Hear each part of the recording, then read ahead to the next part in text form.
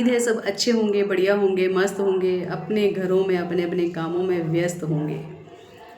अच्छा, जैसे कि सबके जीवन में कोई ना कोई एक अच्छा दोस्त होता ही है, चाहे वो मेल हो, चाहे वो फीमेल हो, गर्ल हो, बॉय हो। सबकी एक अपनी दोस्ती की अहमियत होती है।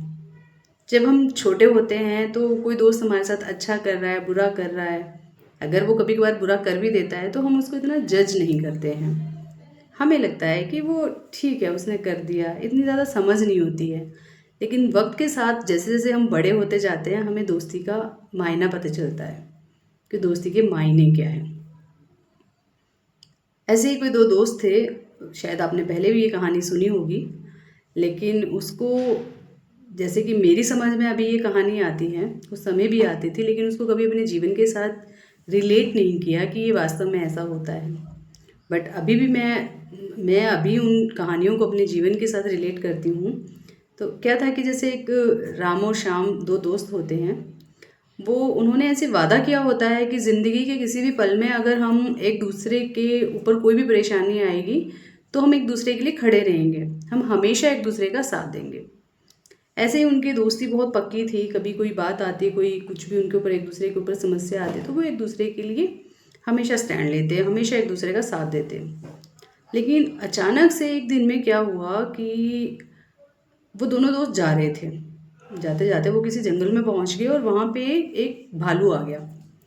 तो एक दोस्त जो था, राम जो था वो थोड़ा एक्टिव था, एंड श्याम जो था वो थोड़ा नॉन एक्टिव था। वो इतना ज़्यादा एक्टिव नहीं था कि कोई सी चीज़ देखी और फट से एक्शन ले लिया।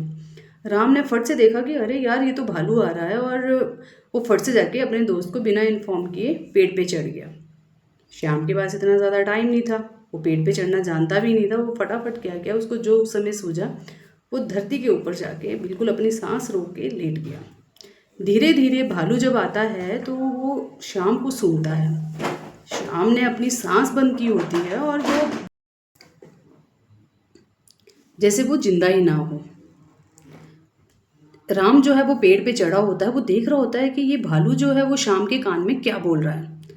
जैसे ही भालू चला जाता है तो राम नीचे आता है और वो पूछता है कि यार ये तेरे साथ कान में क्या बोल के गया है।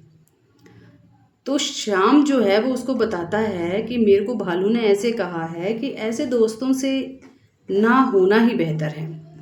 जो दोस्त आपको वक्त आने पे धोखा दे दें, मुसीबत आने पे आपका साथ छोड़ के भाग जाएं, वो खुद को बचाने में व्यस्त हो जाएं और आपका ध्यान ना रखें, तो ऐसे दोस्तों के साथ आपको कभी भी उठना बैठना नहीं चाहिए। अब आप तो समझ ही गए होंगे कि कहने का मतलब क्या है। हमें उस समय ये स्टोरी इतनी ज़्यादा लगती नहीं थी, ऐसे लगता था कि बस पढ़ना है और स्कूल में जाके सुनाना है। लेकिन आज हम जब अपनी निजी ज़िंदगी में देखते हैं तो आपने देखा होगा कि ज़्यादातर लोग ऐसे ही होते हैं। कितना भी आपका कोई खास फ्रेंड होगा, हर एक इंसान के साथ ये भरोसा सबके साथ ऐसा होता है कि हम अपने दोस्तों के ऊपर भरोसा कर लेते हैं और वो हमें चीटिंग कर जाते हैं। तो हमें भी ज़रूरत से ज़्यादा किसी पे भरोसा नहीं करना है। हमेशा अपनी परेशानियों को अकेले ही सुलझा लो तो वो और भी ज़्यादा अच्छा है। इस कहानी से तो हमें यही शिक्षा मिलती है और ये कहानी हमें यही सिखाती है। मुझे तो नहीं लगता कि इससे पहले मुझे तो समझ नहीं आती थी कि दोस्ती, रिश्ते, नाते ये सारी चीज़ें ऐसी हैं।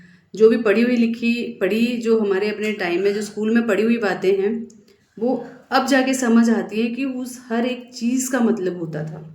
वो सिर्फ एक पढ़ाई नहीं होती है, वो एक जीवन की शिक्षा होती है। वो एक लाइफ लेसन्स होते हैं जो हमें जैसे जैसे हम ज़िंदगी में आगे बढ़ते जाते हैं वो हमें याद आते हैं और वो हमारे जीवन में इम्प्लीमेंट भी होते जाते हैं। So thank you guys, thank you so much.